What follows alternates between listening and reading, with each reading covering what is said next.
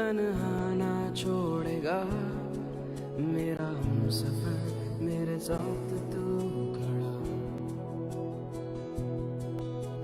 जिंदगी की बेबसी नाराएगी मुझको, मेरे दोस्त तू है सबसे बड़ा। कल एक नया सूरज आएगा, ये वक्त भी गुजर जाएगा।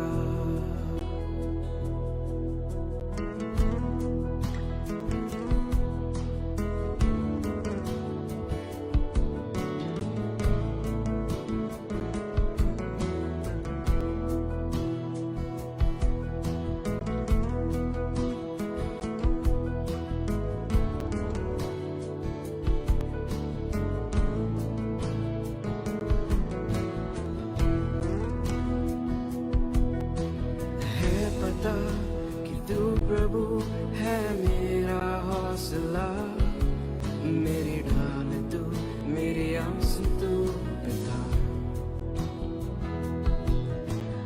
मौत के डर से क्यों अब जीना छोड़ू मैं, मेरी जिंदगी तेरे हाथों में खुदा।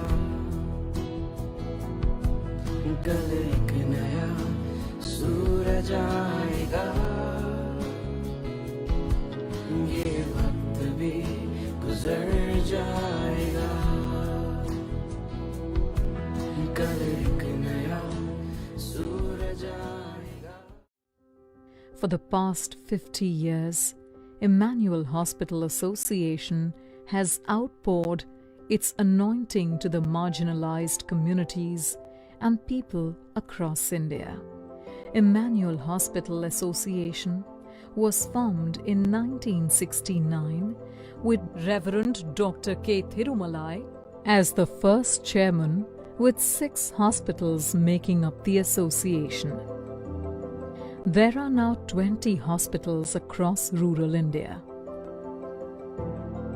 5 decades later, Emmanuel Hospital Association is the largest non-governmental healthcare provider in rural North and Northeast India, with 20 hospitals, 5 nursing schools, 1 HIV care center, 1 outreach hospital at Tripura, 14 locations across Emmanuel Hospital Association where palliative care services are offered, 1 community college, 60 community-based projects focused on health, development, mitigation, and HIV and AIDS implemented across in 14 states of India.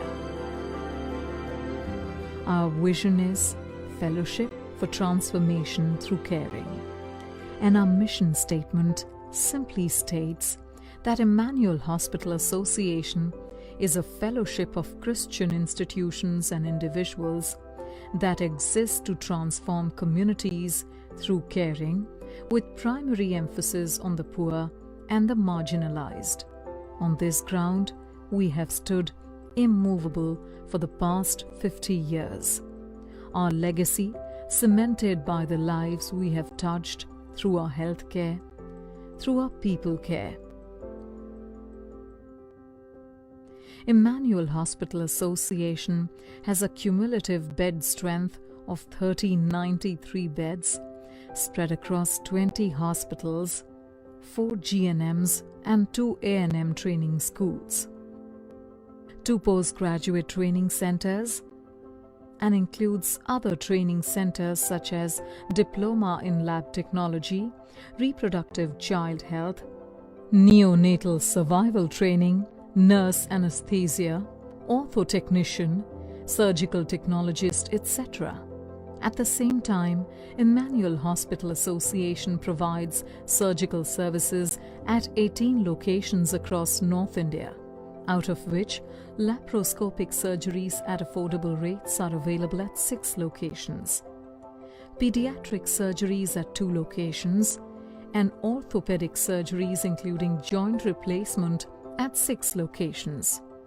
Emmanuel Hospital Association's Obstetric services include 19 institutions and handle more than 25,000 deliveries across Emmanuel Hospital Association. Other services include 12 dental care services, pediatric departments in ICUs, and 7 ophthalmology centers. Emmanuel Hospital Association is committed to community transformation through its programs and hospitals. As we move into the future, it is our aim to live a kingdom-oriented lifestyle, to ensure that we provide quality health care to the poor and work with those who have been enslaved by poverty, addiction, and illnesses. Our focus is to provide holistic health care. And we will also continue to train new people and constantly challenge others to be a part of this vision and movement. Our world is changing, but God is moving. And it is through this movement that Emmanuel Hospital Association finds its direction for the days to come.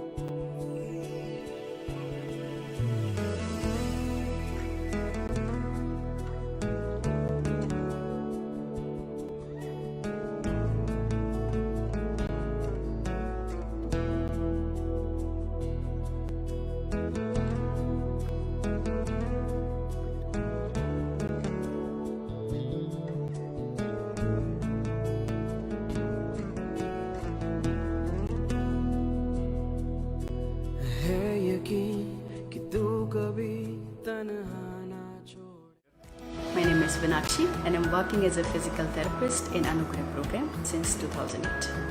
Here at Anugrah, we work to improve the quality of life for persons with disability and their families. They are very vulnerable and they are the marginalized group that really needs support. And parents and the family having the person with disability, they don't know where to go, what to do with their child. I am able to see the real life-changing experience and transformation into the lives of person with disability. We all are fearfully and wonderfully made for His glory. And I'm able to see God's glory into the lives of these people.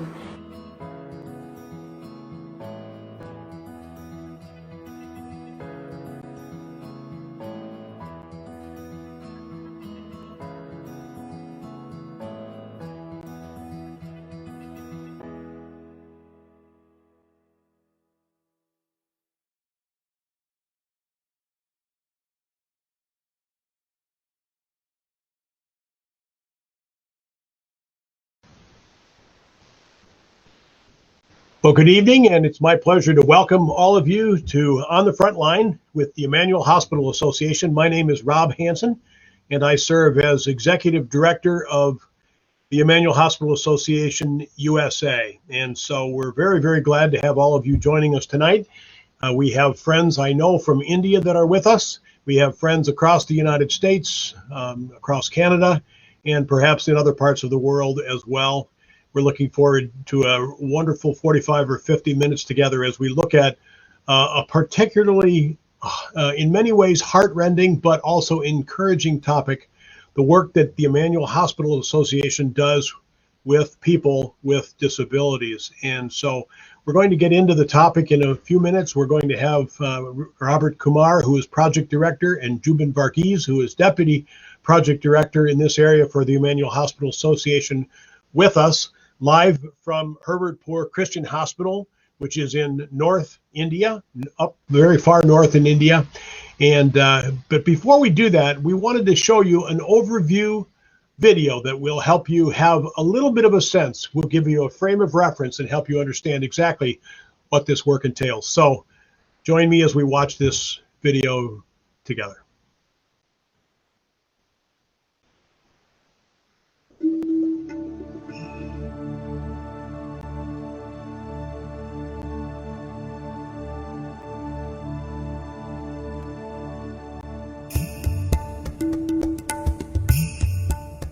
Anugrah is my son, and the story started when he was born with the cerebral palsy. And my wife and myself, we were struggling. So we realized that we have to do something to provide the services, which will include my son's service, but also for many other children with disability in this area. The whole program is about relationships. Relationships with the staff, among all of us, or with the families that we have the privilege of being with. And I think being in a place like this and working amongst people who are usually left out and enabling to and playing a role in bridging that gap between people who are left behind helps me know people, and as well as in turn helps me know more of God. That adds a lot of purpose in what I do. It's changed the way I look at life. It's been transformative. So we often hope that what we do is transformational, but it's been transformative. My kids are waiting for me, okay, whenever I come and they'll ask, okay, is it our therapy time? Shall I come with you? If I see them moving around with a joy independently, that's a real reward for me. How does one define human value? Is it by what I can do, or how fast I am, how talented I am, how much of an idol I am? So Anugrah almost challenges that, challenges the speed at which the world is moving to say, perhaps not, perhaps that's not the answer.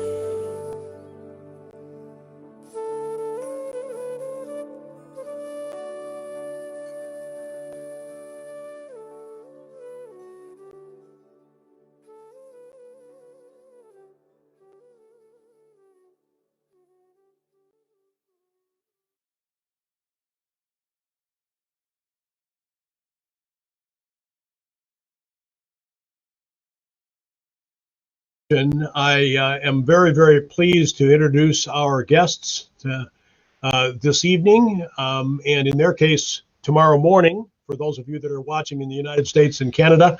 Robert, Kumar, and Jubin Varghese, good evening, good morning to you. Good morning. Thank you. It's nice to see you. Nice to see you. We're so glad that you were able to join us today. For those of you that are calculating in your heads, India is 10.5 hours ahead of U.S. Central Time, and so that makes it, well, very early. Let's just leave it at that. So we're very, very glad that you guys could join us.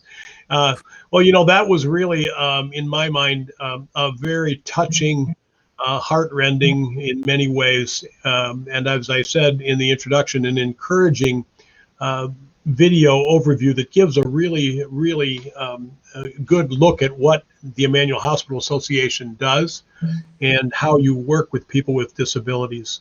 Just to give a step back and give a broad overview, the Emmanuel Hospital Association has 19 hospitals across North and Northeast India.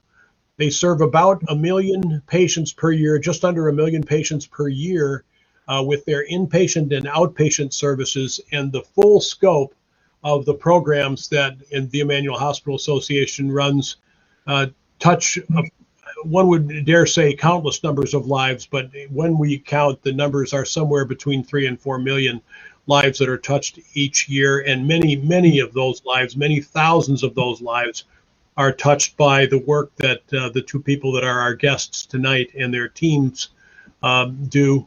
The program that works with people with disabilities has about 6 or 7 locations across North India. I think we'll get into that in a little bit greater detail. But maybe you guys could just go first one, then the other, and just share with us a little bit of your own story as to how you got involved in working with people with disabilities. Robert, we've touched on it in the video for you personally, but maybe you'd share just a little bit of your personal journey with your son. And then Jubin, share with us a little bit about how you have become drawn to this work as well. Yeah, thank you, Rob. Uh, as you've seen already in the video, my journey with EHA, I started as a pharmacist. I was working in one of the EHA hospital in central India as a pharmacist. And after some time, I decided my personality that I like to work with more with people and listening stories. And also I changed my profession. I become more social worker than a pharmacist. And I joined Herbertpur in 1995. And so after marriage, my wife and myself, we joined Herbertpur. And I had my daughter Niharika. She's right now in the US, and she was born in this hospital.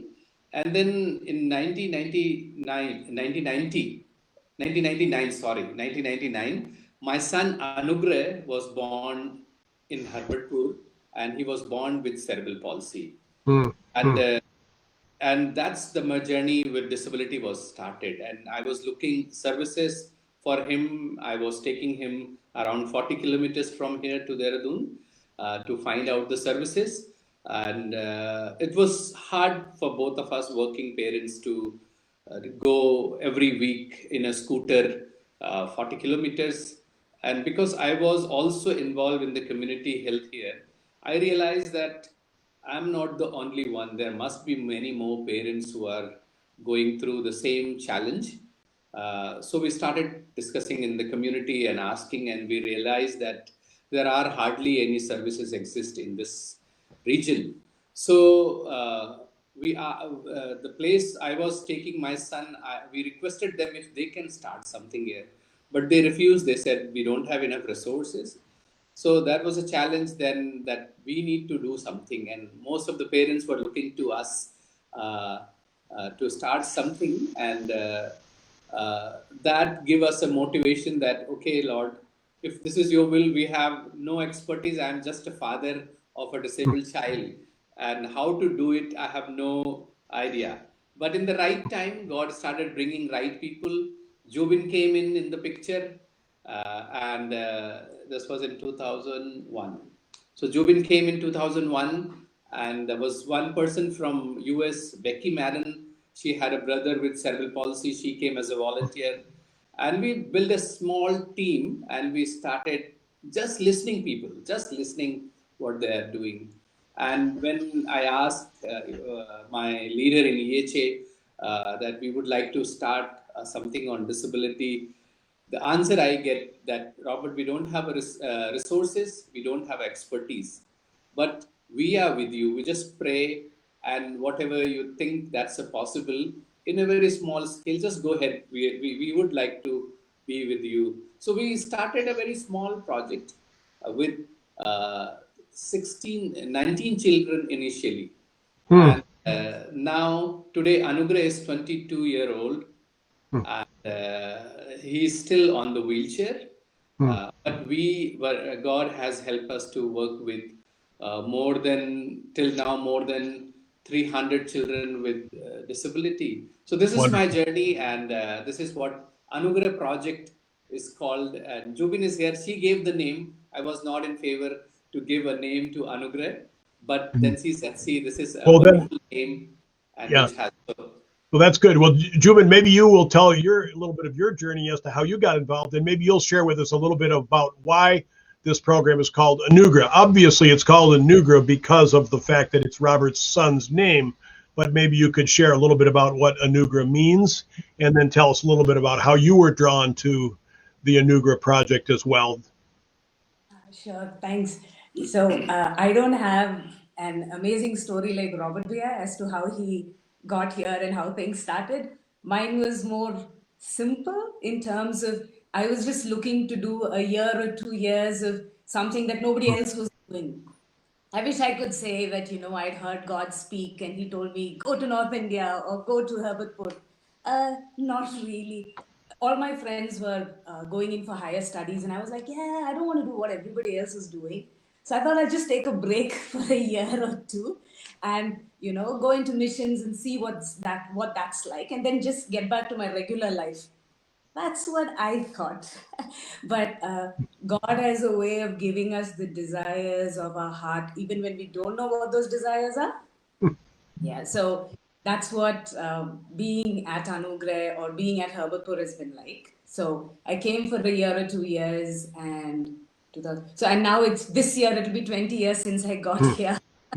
So So the 1 year or 2 year short term mission experience has now turned into a 20-year commitment. So watch out, those of you that are out there that have been thinking that maybe you just get a little taste of missions before you get on with the rest of your life. Maybe God's got something different for you. So that's a great testimony, and what a wonderful two different perspectives really with regard to how you've both gotten involved with the Anugrah project and how God has led you and called you. So maybe I don't know how we want to address this, but maybe you could speak to the range of different kinds of things.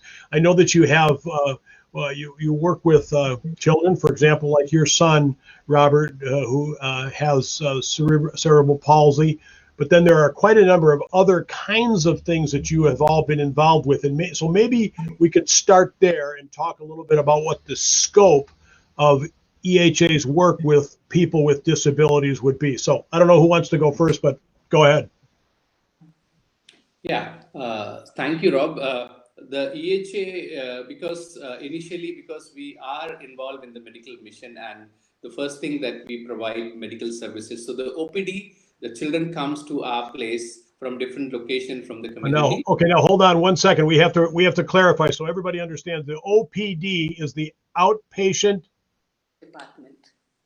Yeah. Outpatient department. So this would be where families with children with disabilities would come and they would be able to have an opportunity to see a doctor. So for a doctor visit. Thank you, Rob. Sorry for my... No, there's no reason you should be sorry. We just need to interpret things sometimes. Yeah, and then we also do early intervention program because we see the lot of mothers coming with a small children with 0 to 5, and that's the best time that we can intervene and motivate parents. So we do a lot of early intervention program. Other program that we do in EHA, we call it learning center, because most of the children, those who are not able to fit to any education system, we bring them to a learning center where they learn about life skills, they learn about simple calculations, simple things, leisure activities, and many things. So we call it community center. Is always based in the community where people can see and watch and interact. Then we have a home-based program. The children who cannot at all come to the centers or to the school.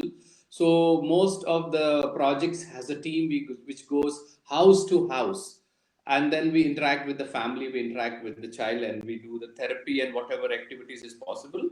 Then the provision of very few unit has a provision of adaptive devices like orthosis, prosthesis. Even Herbertpur is doing carpentry, which is very unique because the market, the carpenters doesn't understand our needs. So we started a unit called carpentry also. Then special education is also one, because there are few children who can go back to the school. So we try to encourage most of the children to go through a special education so they can learn. Livelihood program is where that some children who are getting older and we know is so difficult to fit into the market. So we try to teach them some simple skills which also work as a therapy, but also generate income for the family. And then we also working with the adults, people with disability, and we organize them into a group we call DPO, Disabled People's Organizations. And this is a very good collection of people who come together and fight for their own rights and going and asking questions to the government about the government programs. We're also involved in a special friends club. A special friends club is a children in the normal school, and we take between 8 to 10 class children to invite to our centers to become a friends of our children, because normally most of our children with disability, they don't have a friends in the community. So we bring, but we give a lot of input to special friends club so that these children become an advocate for us. Is that clear, Rob? Is that and a lot of things we do. The EHA wide is also like a Yeah. family retreats and a lot of training for young people as a, we call it internship program. Hmm. We That's call great. Yeah. yeah, So road to, yes. sorry, excuse me, but yeah, so the scope of the work is just really remarkable. While you were talking, and I'm not sure exactly what all you can see on the screen. Sometimes I know that the video for you is not as consistent as it is for us, perhaps. But there were some images of some of the activities that you were doing with the children, and then a couple of the special chairs that you have created. And I think it's really one of the things that would be really good. Is there we go. I wanted to get some pictures up of some of the prosthesis items. If our audience will look closely at these are items. Correct me if I'm wrong, Robert, but these are items that have been manufactured in the workshop at Herbertpur. Is that correct? Yeah, exactly. Yeah. And so you can see that this has multifaceted, that there are actually people that are involved in helping to serve those people with disabilities by manufacturing these kinds of devices, because they are simply not available, or at least not easily available in India. And so as a result, you've had the opportunity to make these. And I think that you make these for other units, don't you? Yeah, we some other unit, when they send request, we also send. We are also sending to other state like Punjab and some other places also ask for this. Really quite remarkable. You see some of these kinds of things. When we were visiting you last year, it was just before the pandemic. It was a real privilege to have the opportunity to see some of this work actually going on specifically. And I know that it isn't just limited to what I'll call assistive kinds of things, height chairs and so forth, but actually prosthetic devices as well. Maybe you could take just a minute and talk there's a great picture of that. So maybe you could take just a minute and talk about what you do in those areas. Prosthesis. Yeah. So this is quite expensive thing. If poor people in the community and go and buy, it's very difficult for them to afford. So a few years ago, we started a unit in a hospital where we can make prosthesis and the orthesis, and we have a trained team who do this. And every year, we around 300 people receive prosthesis and orthesis through our workshop, and our main focus for the children, so that children can benefit with these activities, because this is the time where they are growing and they have a need, and if it is corrected in the right time, so they will get the maximum benefit. So even in the lockdown, we're still getting few people, but because of the lockdown or the pandemic, there are difficulties for people to travel here, though we also organize few camps, but it's getting a bit harder during the pandemic time to do a camps. Yeah, I'm sure that's the case. Yeah. Jubin, maybe you could talk for just a minute. One of the things that I've been moved by is the way that you're kind of almost in some ways pioneering this work. I know there have been others who have done significant work with people with disabilities in India, but maybe you could share with us a little bit about how people with disabilities are treated and viewed in India. Sure. If I may just go back to the word you used, pioneer. Please. Scary word. I think usually we end up telling people that we know what mistakes not to do. We're not sure about all the right things or right ways to do things, but we can tell people how not to do stuff. So that's pioneering, I guess.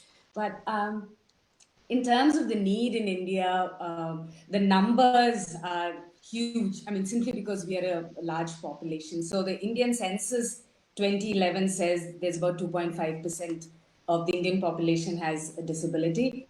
But we had done a study here along with University of Melbourne, and we found that we are looking at people, about 6 to 8% of our population has a disability.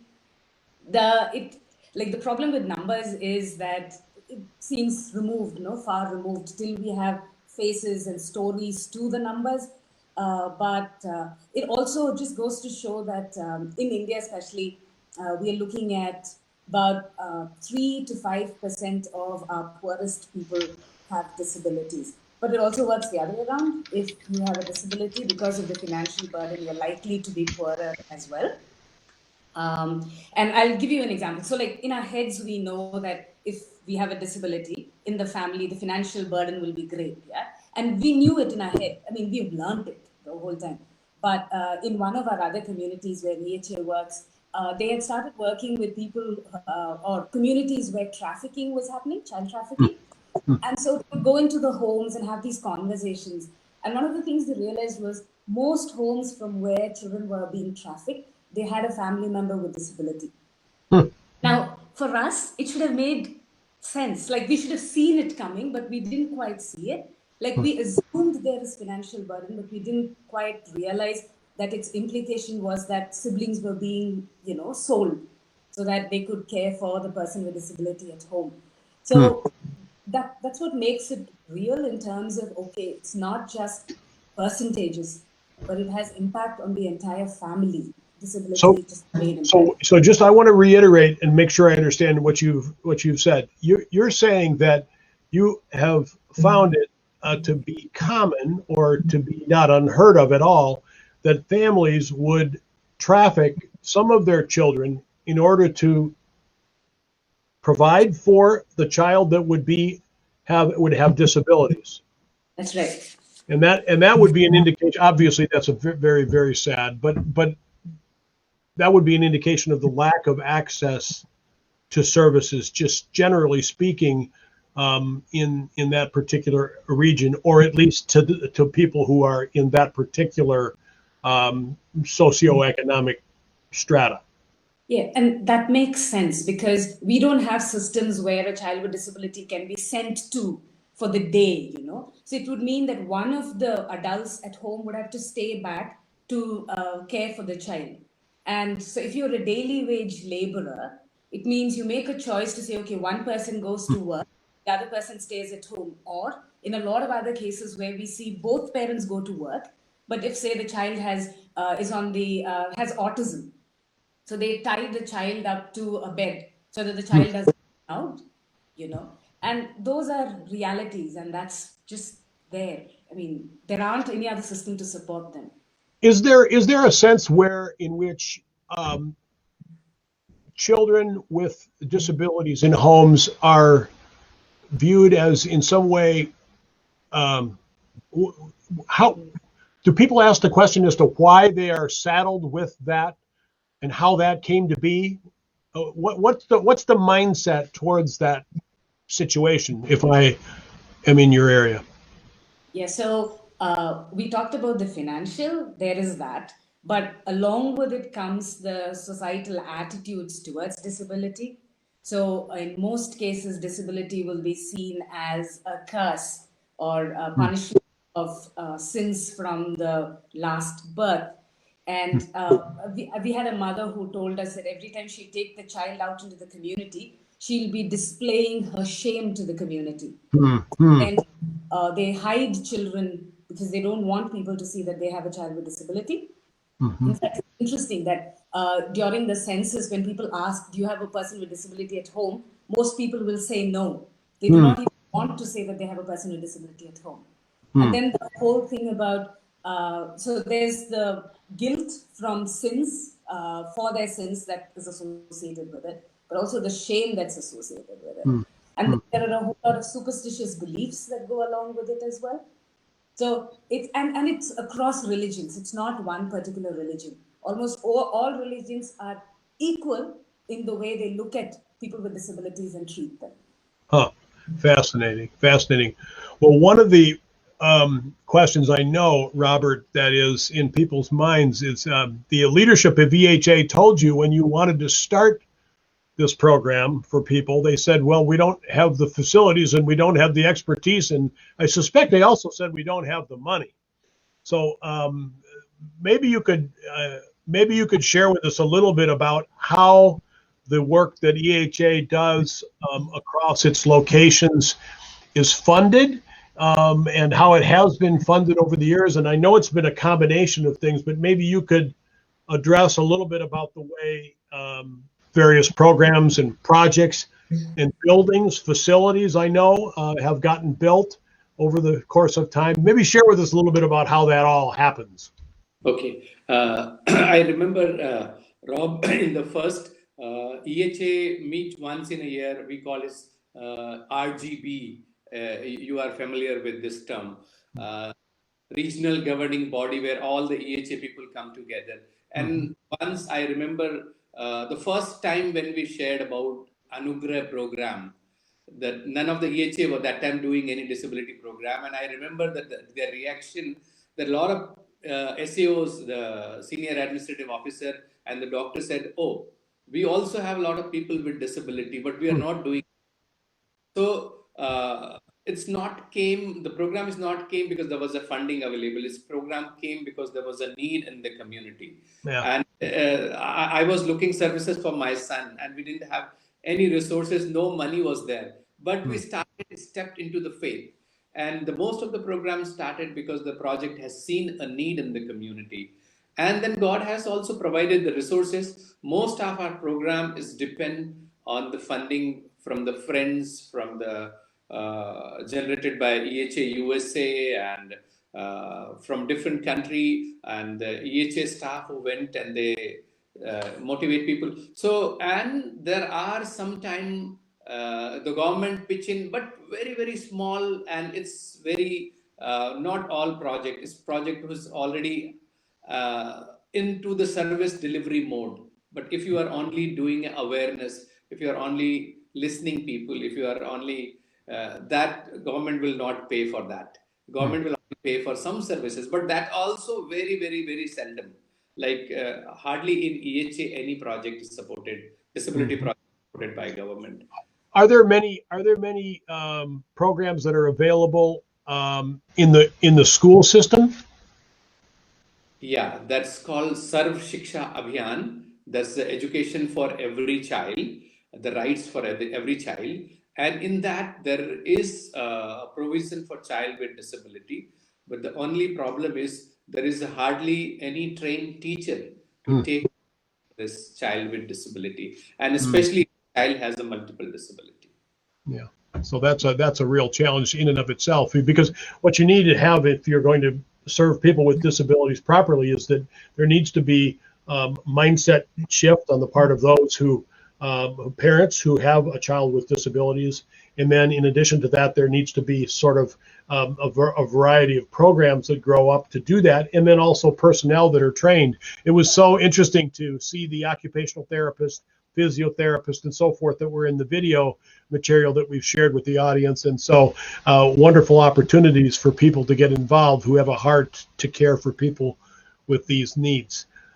So very, very, very helpful, very interesting. So tell us a little bit about, I know that you've been involved extensively with the organization that is headquartered here in the United States, Johnny and Friends.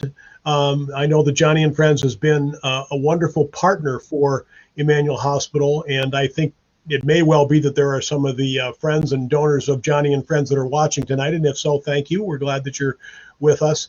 But maybe you could share a little bit about what the partnership has been with Johnny and Friends. And for those of you who may not know the story of Johnny and Friends, Johnny Erickson Tata, injured in a swimming accident many, many years ago, confined to a wheelchair, but has developed a real heart and a real ministry, and has developed a tremendous outreach program to care for and serve people with disabilities literally around the world in a variety of ways. But maybe you could share a little bit about what your partnership has looked like with Johnny and Friends. I guess I'll go with that. I'll start off with a story because that's what connected us to Johnny and Friends. We had a pastor bring in his daughter to our outpatients one time. And as we were assessing the child, his daughter, he moved aside and then he was talking about his journey. And one of the things he said was, I don't know why God gave me this child.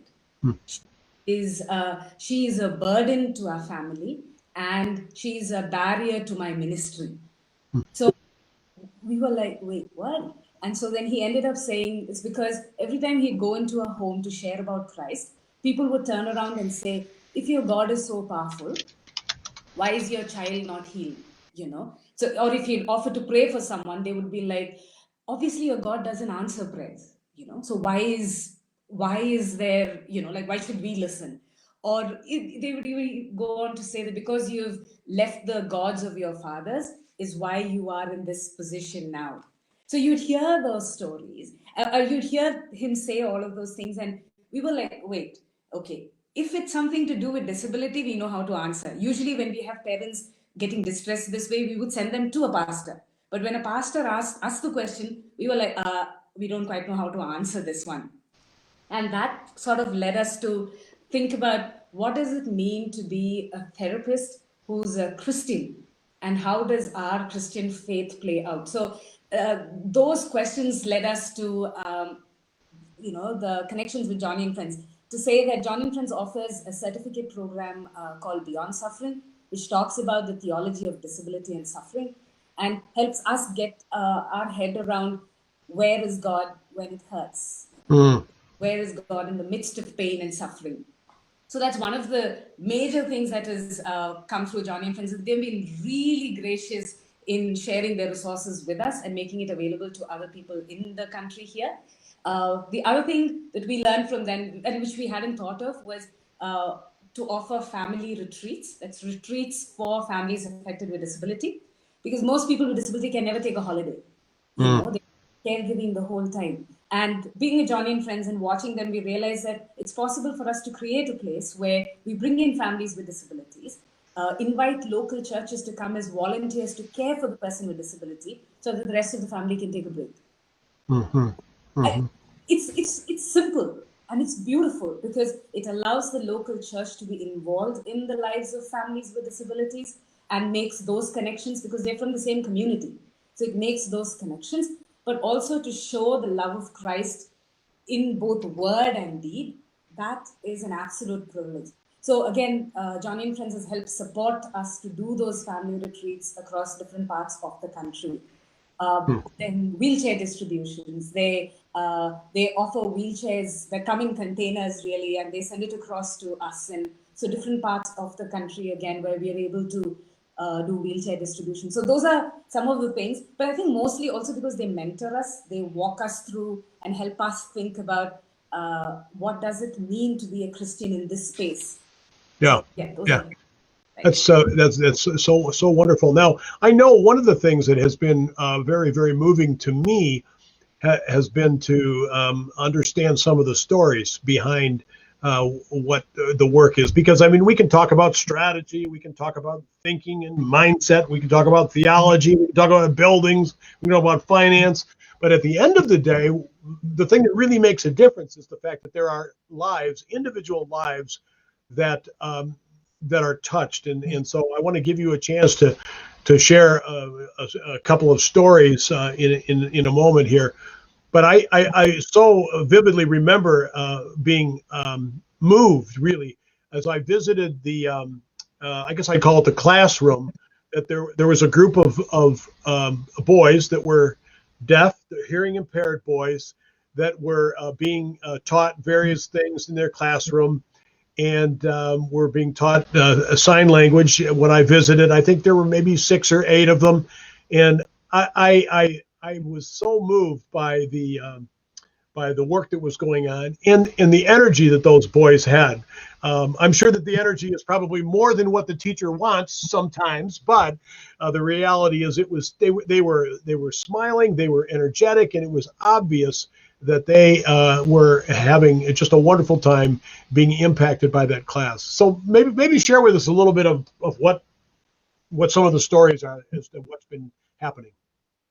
Yeah, so Rob, the story which you shared about the boy who was teaching sign language, he also came as a small boy to our center. Though he and his friend was quite smart, and we wanted him to go for a higher study, but the family never supported him. So finally, we thought what skills we can teach him, but then we realized that he's a very good photographer and he's excellent in teaching sign language. So we started, he was the same age of my son, and now he's become a teacher in Anugrah. He's teaching sign language. He's the best official photographer for us for any things that we do. Though his friend, now he's doing a post graduation. So we have sometime we regret. We also talk that this person could have, but I think he is also investing his life with the children, and he's teaching sign language. This is one of the story. The other story I would like to share is I just have about. to comment, Robert. Before you go on, I have to comment and just point out the picture that's on the screen. That's the room that those boys were in, and that's exactly what they look like. They were all so energetic, and that smile is so captures exactly what the environment was like. So, excuse me. Go ahead. Yeah. So when we started Anugrah, we were going house to house and talking to the people. And in one of the visit, we found one boy called Saruk. He was 13-year-old that time when we found him during our home visits, and we heard his story, and we came to know that he was fallen from the tree and he had a spinal cord injury, and he was lying on the bed, not doing much activities. Is difficult to access toilet. He was dropped out from the schools, and mother was the only. Sorry, Robert. Is this a picture Yeah, of him right here? yes, this is the Saruk when we found him. Okay. And so we thought what we can do for him. There was not much things that we thought initially, but what we did, we referred him to our hospital, and our orthopedician and all people suggested things. And finally, there was some procedure were done, and then he was given a wheelchair. He was started sitting on the wheelchair. We also modified his toilet, but the bigger question that he was drop out from the school, and he never wanted to go back to the school because he was already become older. So he feels that he is quite older if he go back to the school. Anyway, somehow we motivated, we sent him to the school, but it was not very helpful because he was always a bigger child in that school, and always somebody need to push him, and sometimes the school is not very accessible. And then finally we found one Christian school who were willing to take him. His name is Shishya, and they made a special provision for him.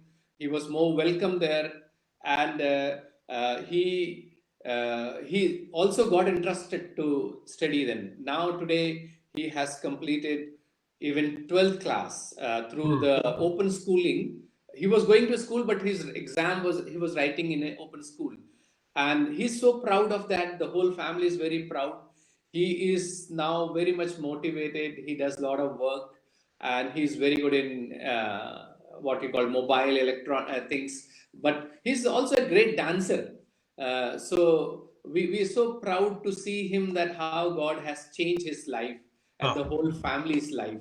So this is one which we think that God has brought us in the right time. And when I was talking to you about Special Friends Club, we thought what good will come out of this, because we are bringing this young people to our center, investing a lot of time. They are all young people, and they are with us for 2 years. And so what happened, we were doing this continuously without thinking. One day one young man came to me, and he said they want to do a fundraising for Anugrah. I said, who are you? And he said, I was one of the member of the Special Friends Club. And he said, I was so motivated. I learned so much about disability, and some of the children become my friend, and I would like to do something for. So it's gave a hope that, whatever activities we are doing. So you can see this is a small kids that they are involved in. So they become a voice for us. They become a friend for the children with disability. And one day I hope they will become an officer and they will be more friendly for people with disability. And that is what our hope. And even like I was so surprised that the one special friends clubs we run in the hospital with the hospital staff kids. Uh, when the lockdown happened, the lot of patients were finding difficult to go home and bring food for their patients. They organized, they came together, they organized, they started making food and serving food. And I think that they all realized that was a very special time for them to be involved in the community, serve in the community. So that's the small things that we are doing. And we hope that this will create a better society when they interact with people with disability, when they make friends. Some of the stories we heard during the special friends club meeting, that they are inviting a child with disability to celebrate birthday. Nobody invited them. They were Yeah. already, they were unseen in the community, but Yeah. invite a child with disability to birthday, so that means a lot of people will see him. Yeah. So that's And what it's so true. And this has been my experience as well. I had the opportunity to do an internship at a high school, and one of the assignments that I had was to work with in PE class, in physical education class, with the students that had various types of disabilities. And initially, it can be challenging to reach out and to connect with them, but once you do, you see what a difference it can make and what an encouragement it can be. One of the things I'd like to touch on, I've got a couple of more topics that I'd like to bring up, but one of the things I'd like to touch on would be a little bit of what some of your needs are. Now, I've been to visit the Anugrah Project, your location at Herbertpur Christian Hospital. You have a facility, a workshop, training center, offices there that are adjacent to the hospital complex. And I know that that's been generously funded from several different sources. But I'm just wondering if there was a person who was sort of like me and I wanted to get involved. I want to ask two questions. One is, what could I do that would be meaningful from a financial standpoint, from your standpoint? And then secondly, what is there? What are the other things that I can do in addition to finances? Because money is not everything. Money is not what makes this program go. Your commitment to seeing these children and their families cared for is what makes this program go. But maybe you could share a little bit about other ways that people could get involved with as well. So I don't know who wants to answer. I'll let you guys decide. No, the volunteer things. You can do the finances. Okay, I'll do the finance thing. Jubin I is see. going to Okay, talk we'll about- let you do. We'll let you be you'll be the money man tonight. Huh? No, Jubin is not willing to do that. So, so Rob, that the what Anugrah is doing is a very, very small. So that the need is much bigger, and so what we normally do is that the learning center, which helps around 30 to 40 children, and which we provide special education, which we provide therapy, occupational therapy, life skills, and vocational training, all those, and the home-based program. That's all include for 30 to 40 children, which cost us around $10,000 in a year, which includes the salary of the staff, the transport, the rent of the building, and buying the stuffs for the children for the activities, creating even which includes some of the things which we do a lot of training for parents and things, stuff like that. So if that's the one thing that the one learning center which 30 to 40 children cost this much, but if you go for like an individual child, if we have to support an individual child for a for a month, it will cost us around $50 to $100, which includes all the services, special education, physiotherapy, occupational therapy, and even if they need some kind of a prosthesis or orthosis, that will also include it. Which we're not segregating whether there's a early vintage. It's a complete package. It's a complete package when they come to the center. But the So one biggest need which I see here, Rob, can I go again or you want to stop me here? please go ahead. No, go ahead. Yeah. So the biggest need that which we see here in Herbertpur, that we get lot of road accident. Sometimes every day 1 or 2 accidents is happening, and a lot of people get spinal cord injury or they just become bedridden, and but there are hardly any rehabilitation center.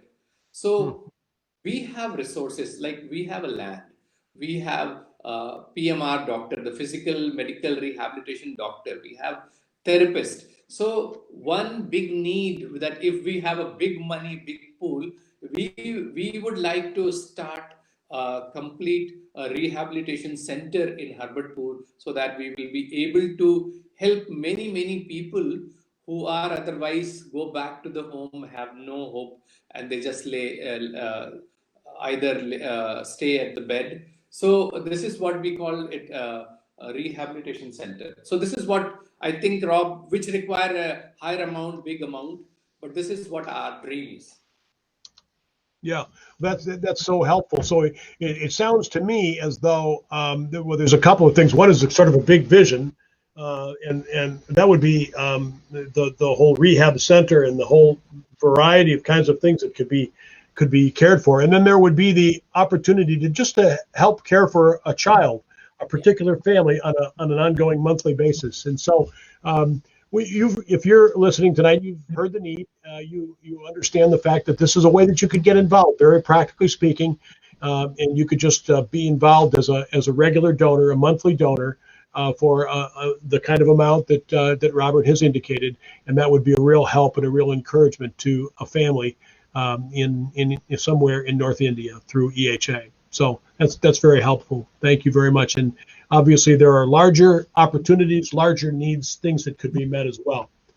So the other area that I wanted to spend just a few minutes, and we only just got a few minutes to before our time is done, but to talk a little bit about EHA's involvement with regard to people with disabilities in India as a whole. And I know that you have championed the idea of not just caring for families and children in local areas through EHA, but also trying to mobilize a greater understanding in Indian society as a whole with regard to people with disabilities. So maybe Jubin, maybe you could share a little bit of the work that you've all been doing with regard to reaching out and bringing organizations together and what that has looked like. Sure, thanks. So remember the story I mentioned about the pastor who came looking for help for his daughter. That's when we realized the importance of connecting with churches, because we realize how important churches are in the continuum of care that we provide for people with disabilities. And that led to conversations where finally we said, okay, can we create a platform where people with disabilities, their families, and the church can come together along with professionals in the field of disability and talk about what can we do differently, how can we do things differently, that sort of thing. And that led to creating of a network called the Engaged Disability Network, which is a network of development and disability organizations across India, church bodies across India, and that's interestingly enough, a group of, it's an ecumenical body really, because we've got the Catholics represented through the Catholic Health Association of India, and we've got the National Council of Churches of India all come together. So, so we created a platform where we could have these conversations about what does including people with disability in churches or in faith communities look like. And so that's what the network is about.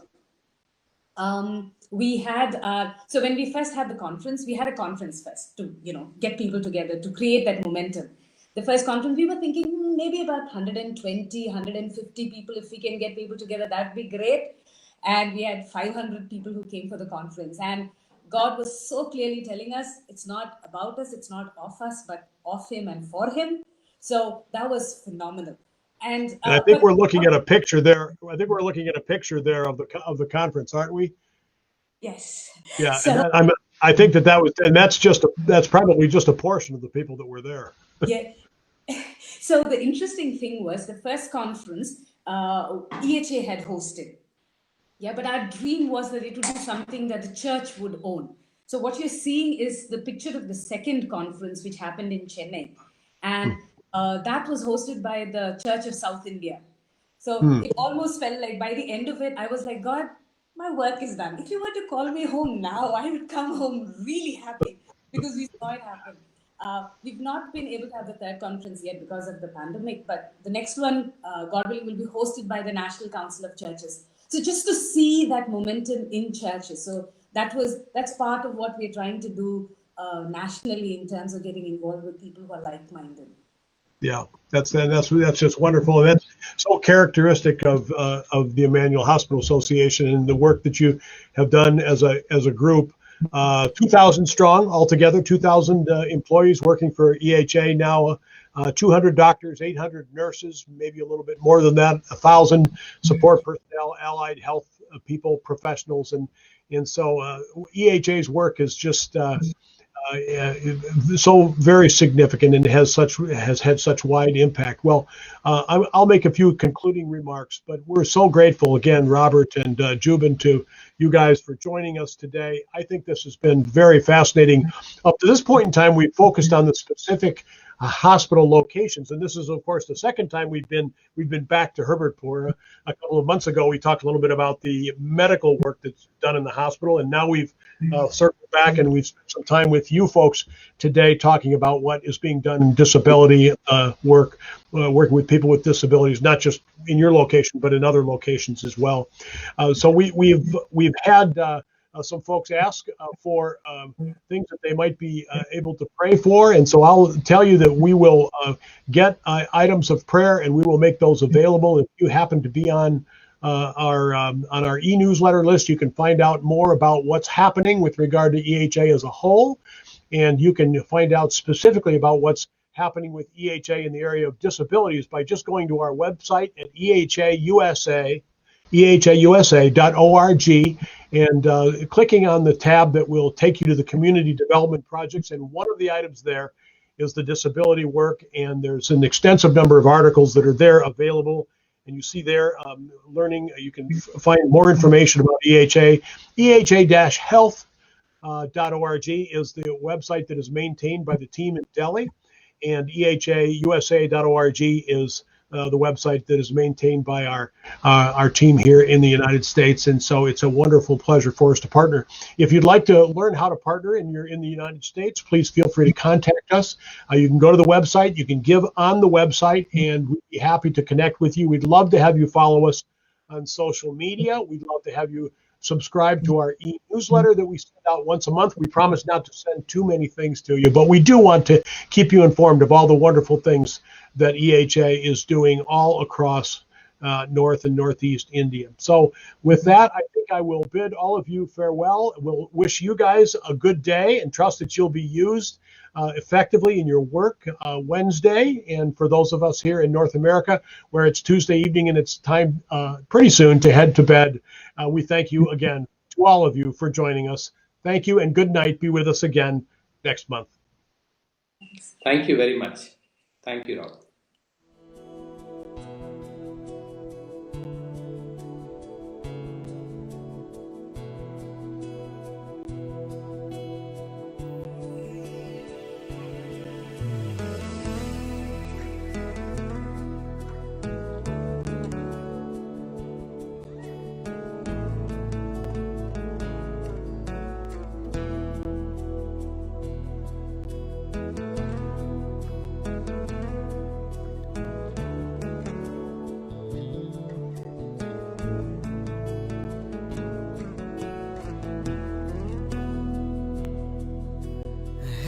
कि तू कभी तन्हा ना छोड़ेगा मेरा हमसफर मेरे साथ तू खड़ा जिंदगी की बेबसी न हराएगी मुझको, मेरे दोस्त तू है सबसे बड़ा। कल एक नया सूरज आएगा, ये वक्त भी गुजर जाएगा।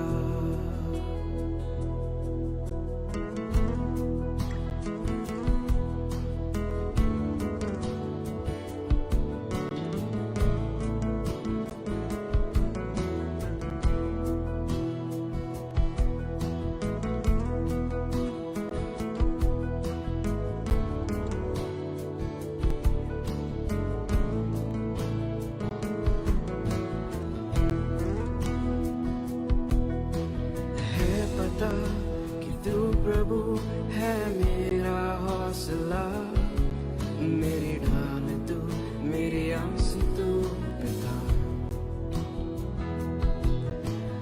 मौत के डर से क्यों अब जीना छोड़ूं मैं, मेरी जिंदगी तेरे हाथों